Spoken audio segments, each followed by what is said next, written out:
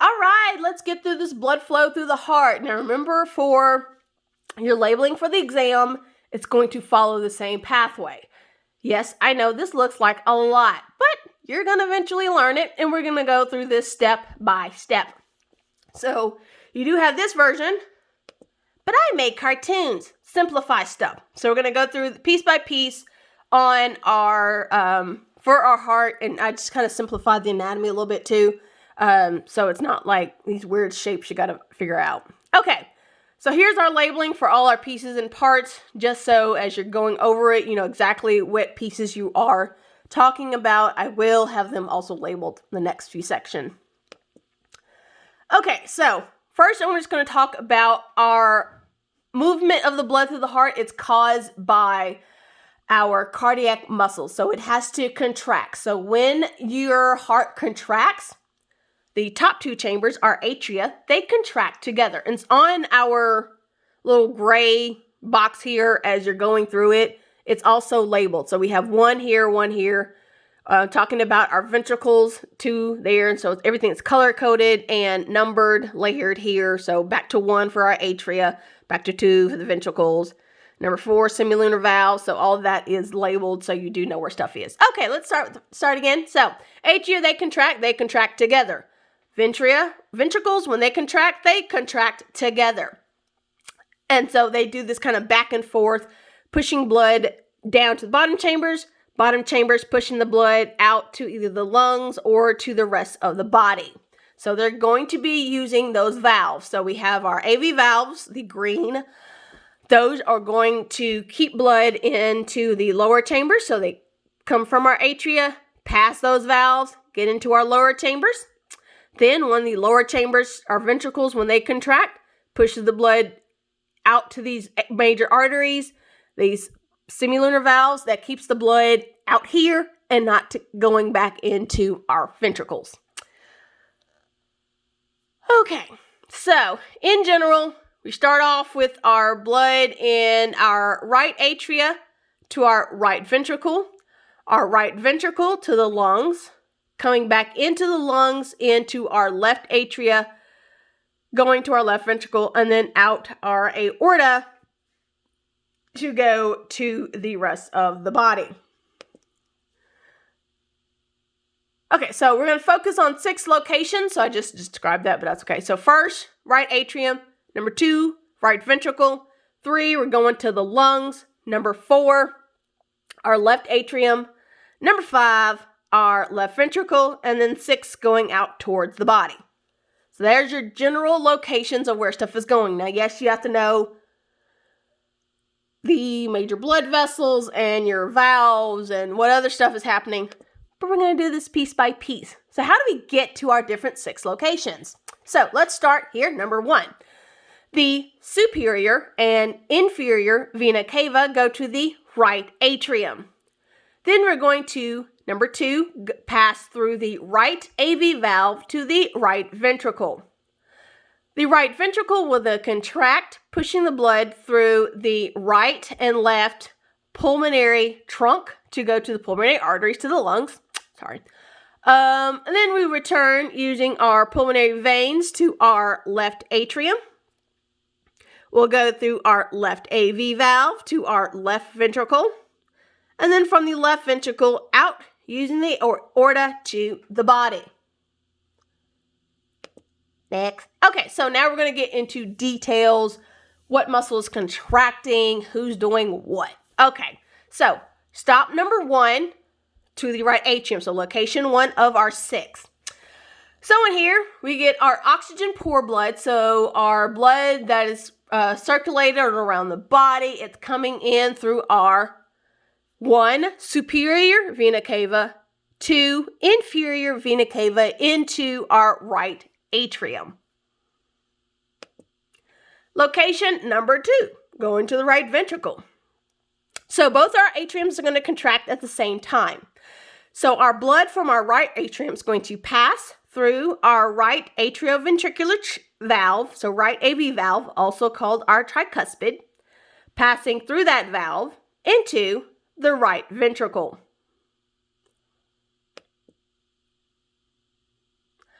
Location 3. So we are in our right ventricle. Again, our ventricle muscles are going to contract at the same time.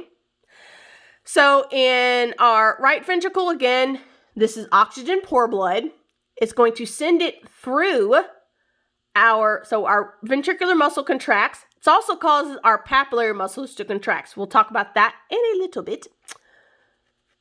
Okay, so right ventricle contracts, pushing the blood through our pulmonary semilunar valve and through our pulmonary trunk and out through the pulmonary arteries to the lungs, so on the right and left side. Because our papillary muscles will also contract at the same time, it will pull on these tendinous cords, and again, like our parachute, it keeps this right AV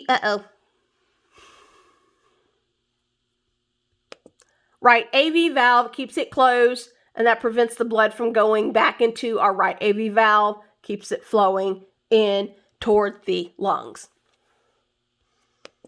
Okay, so our blood has visited the lungs. It hangs around those air sacs, also called alveoli. We have exchanged our gases. We'll talk about that in chapter 22. I think so, yeah. So our respiratory system chapter. So we have picked up oxygen. We've dropped off that carbon dioxide. We don't need that. So we are going back to the heart so we can send all this oxygen-rich blood to the rest of the body. So in order to do that, we got to have a roadway. So from the lungs, we receive oxygenated blood from our right and left pulmonary veins. So even though they have oxygen-rich blood, they're called veins just because they're returning towards the heart. Okay, so these veins drop off that oxygen-rich blood to our left atrium. And just like before, we're going through another AV valve. So going to location 5, which is our left ventricle. So our atria, they contract at the same time. We're pushing blood through our AV valve, also called our mitral valve or our bicuspid. And it goes into our left ventricle. When both ventricles contract at the same time, they're going to send the blood up, in this case focusing on this oxygen-rich blood, going from our left ventricle. Our papillary muscles are contracting at the same time, so everything's getting pushed on, if you will. So our blood's going to go from our left ventricle, passing through our aortic valve into the aorta and going to the rest of the body. Drop off oxygen, pick up CO2, and repeat the whole process all over again. Again, because these papillary muscles also contract at the same time that our ventricles contract, they pull on these tendinous cords, also called chordae tendineae, keeps our parachute, our AV valves inside the left side, which is our bicuspid, also called our bicuspid mitral valve. So keep that closed, preventing blood from going into the atria, keeping blood going out toward our aorta. Okay. Going back. Okay, so last piece, as this blood comes back again, our semilunar valves, they just flat back on top of each other. So keeping that blood flow from coming back into our left ventricle. Okay. 9 minutes.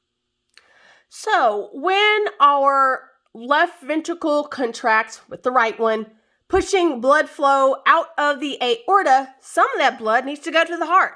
So for your exam, the only terms I want you to know, even though these blood vessels do have their own different labeling and all that, I don't care about you knowing all that. I just want you to know the general category, which is the coronary arteries are supplying our oxygen and nutrients to the heart muscles. That's in general, that's all I want you to know. So here you can actually see the branching off of our left and right coronary main branches of artery. So that's where that blood's going to come out as it's being pushed out of our aorta. So again, for the test, you don't have to know all these different little terms and stuff. I just want you to know general category, coronary arteries.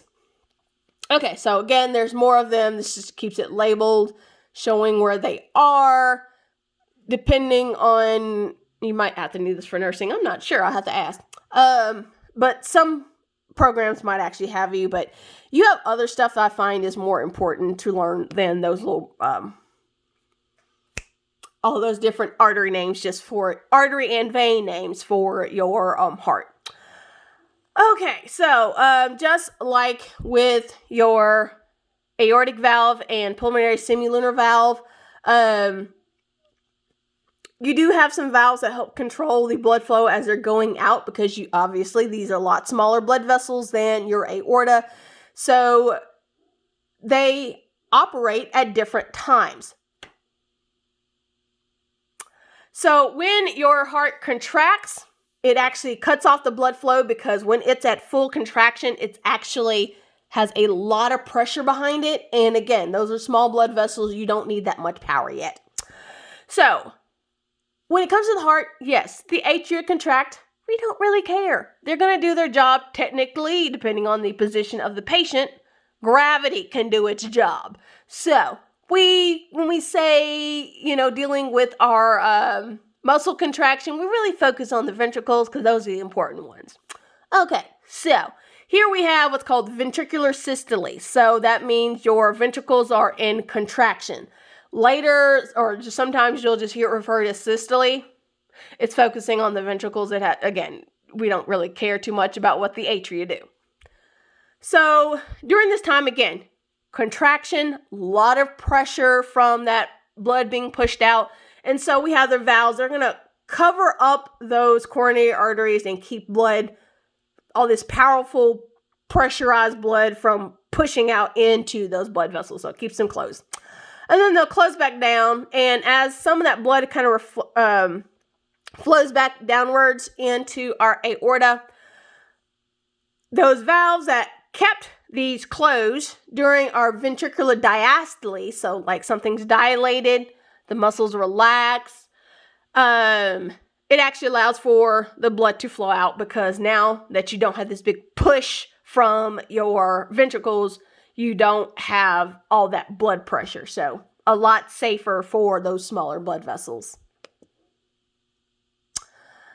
Okay, so if you have a blockage in one of those coronary arteries, then you end up having a heart attack or angina pectoris. And this is also that pain that comes from it, because your heart has to switch to anaerobic fermentation that produces lactate. Lactate is painful. That's why, you work out with the regular, muscles working out, and they're kind of painful because your muscles had to go through anaerobic fermentation, producing that lactate, and so you get a little bit of that pain. It also possibly can kill off part of that heart muscle, and therefore repairs by fibrosis. So please take care of your heart. So blocked blood flow, no oxygen, no nutrients, killing off some of that tissue. So that myocardial infarction, so your heart attack, you block it long enough, you end up killing off some of that cardiac muscle. It never comes back. It never functions the way it should be. You're just stuck with this dead piece of tissue in your organ. Okay, off of my soapbox. So coronary veins is how we drain blood away from the heart. And again, I could care less about you knowing what each little individual one is, just knowing your coronary veins. So again, they have all your different ones. There's your coronary sinus, your big fat one on the back, dumping into your right atrium. Okay, so the last part of this video, we're going to focus on the cardiac muscle itself. We won't deal with the action potential stuff until the next video, because that's a lot of stuff. Partially because I also will review action potential, so I'm going to take a time to do that, so need a new video for that. Okay, let's look at this cardiac muscle. So you guys learned this in chapter 5. Cardiac muscle made up of cardiomyocytes. So these are the muscle cells for our heart. So they're striated, so they do have overlapping muscle fibers. They're shorter than skeletal. They're kind of branched, so remembering we have to deal with a 3D structure of the heart, so you need something other than just straight cells. One central nucleus, and the white around the nucleus is glycogen, which can be broken down into glucose so that your heart muscle has all of the sugar it needs to make ATP. There's also oxygen storage in the heart, plus you have oxygenated blood in the heart for some parts of it, where you can just steal it and make ATP that way. Okay, so again, heart muscle repair is through fibrosis, so it's scar tissue, no longer functional. So in between our heart muscle cells, our cardiomyocytes, keeping those cells together, we have our intercalated discs. You can barely see them in this picture, but you can see those little lines. Those are those intercalated discs. Keeps our cardiomyocytes joined together. You have different little folds that sticks everything together, mechanical junctions, those stick everything together, and the important ones, the electrical junctions, that helps with that action potential flowing through the heart muscles so that they can contract together as one unit. So here's a better picture of it. So our heart cells are kind of short, they kind of branch off. There's our one nucleus and our glycogen around it, so our sugar storage. We got some striations on there, and then the lines for our intercalated disc. Okay, I'm going to ignore this because it's not on the test. Okay, so in part of our intercalated disc, we have these electrical junctions, which are actually just gap junctions. So allowing the ions to flow from cell to cell. Therefore, the stimulation of the muscle can then just flow from cell to cell. And again, it just allows for that entire cardiac muscle to contract as one, so it acts like one cell. So this way you get everybody contracting together, everyone having a strong push together, and therefore being able to move your blood around the heart. So this is just a cartoon version of it, close-up view. There's little gap junctions, and so stuff can just flow from cell to cell, allowing for that stimulation from cell to cell. Okay, so with the contraction, you need an energy source. So with our cardiac muscle, it, for the most part, will use aerobic respiration to make ATP. Again, if it has to switch to anaerobic fermentation because you have a lack of oxygen due to a blockage in one of your coronary arteries, then you're producing lactate and it's painful and you possibly end up with a heart attack situation. Okay, so in order to make ATP through aerobic respiration, you need two things. You need oxygen. So this is why your heart has a storage of myoglobin. So just like your hemoglobin in your red blood cells, just is now in the heart muscle. And you have that glycogen, which can be broken down into glucose, and those are the two things you need for aerobic respiration. So in your cardiac muscle, you do have very large mitochondria so that you can make plenty of ATP because your heart muscle is always moving. Okay, your heart muscle, again, it needs to work. It needs to always need ATP. So it, unlike your red blood cells, unlike your neurons or your brain cells, it can use different kind of fuel. So it can use glucose. It can use your fatty acids, so breaking down our fats. We'll talk about that more in our digestive system section. It can use ketones, which is a amino acid with the nitrogen portion broken off of it, so the amino group. So we can use that. Take that, put it into our citric acid cycle, also used to be called the Krebs cycle for those of you who are a little bit older. So using that as an energy source, you can take lactate, convert it again, and use it as something for making ATP, and then breaking down amino acids as well. Okay, so it can use a bunch of different fuels. It's a little flexible at that, but it definitely needs that oxygen. Our cardiac muscle is fatigue resistant, so it continues to work. It uses very little anaerobic fermentation, again, because that's painful.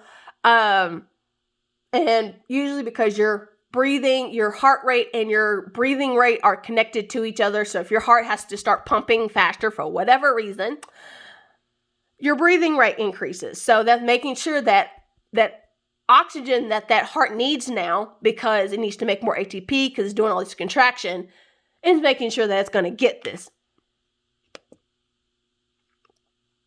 Okay. So this last section has to deal with kind of prepping you before we get to our action potentials for the heart. So with our conduction of our electrical systems through the heart, it helps to coordinate our heartbeat, our different sections of the heart. When do our atria contract? When do our ventricles contract? So we start off with internal pacemaker cells. So these are the ones that are going to signal the heart. Remembering your heart can be independent of your central nervous system, but it does receive input from your sympathetic and parasympathetic nervous systems. Then there is pathways through your heart muscle. So through your myocardium, they pass along that signal. These cells work as one. Atria contract, then your ventricles.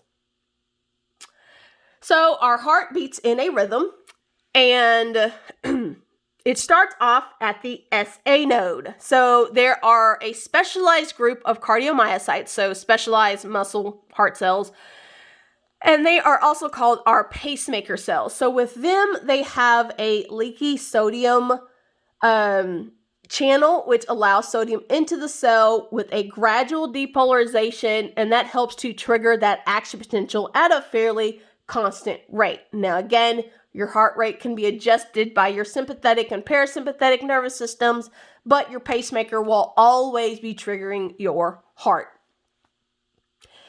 Then from that SA node, which is roughly in your right atria, that signal will initially spread throughout your entire atria so that they contract together. They contract together first. Then after your signal has passed through your atria, it meets at the atrioventricular node, which is roughly here in between our two atria. It moves down the middle portion of the heart through that interventricular septum, using our different fibrous skeleton as kind of its little pathway, so like wiring system throughout the heart. It goes through our AV bundle, so also called the bundle of His, down toward our apex here at the bottom. And then from here, that's where our signal to contract goes to our ventricular muscle. So starting from the bottom up towards the base of the heart, this portion of the heart will receive their signal contract, and it starts from the bottom and squeezing upward to help with our actual contraction of our ventricles. So again, passing using those gap junctions to pass along that signal. Okay, so here's just kind of more anatomically correct version. SA node, pacemaker cells fire. That signal spreads through our atria, meeting here at our AV node. That is going kind of like bottlenecks the signal a little bit. So it gives it time for our atria to contract and blood to collect into our ventricles.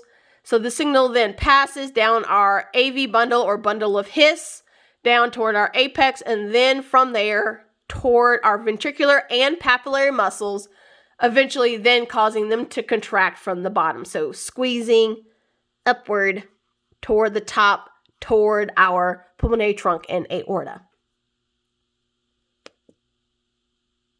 Okay, so remember I talked about our sympathetic and parasympathetic nervous system, so you may or may not just learn this from AP1. So remembering our sympathetic nervous system, that's going to increase our heart rate, increase the strength of contraction, getting that stuff to your muscles so that you can fight, flight, or some people freeze. For our parasympathetic nervous system, helps to slow the heart rate down. It actually helps to keep our resting heart rate in check so that your pacemakers, if you just let them go off, you'd have a resting heart rate of about 100, which is about as much as your heart rate would be if you're like just leisurely walking around. So if you like get up to go to your kitchen or something, you're not like running to the kitchen unless it's on fire or your popcorn's burning. But in general, something not really doing too much, your heart rate's roughly at 100. So at rest, it's going to be lower because you don't need much activity. So your parasympathetic, it's going to keep it low. I think like the target resting heart rate is at least in the 70s or something. So that's just something kind of work on for your heart health. And we're going to start here for our next video.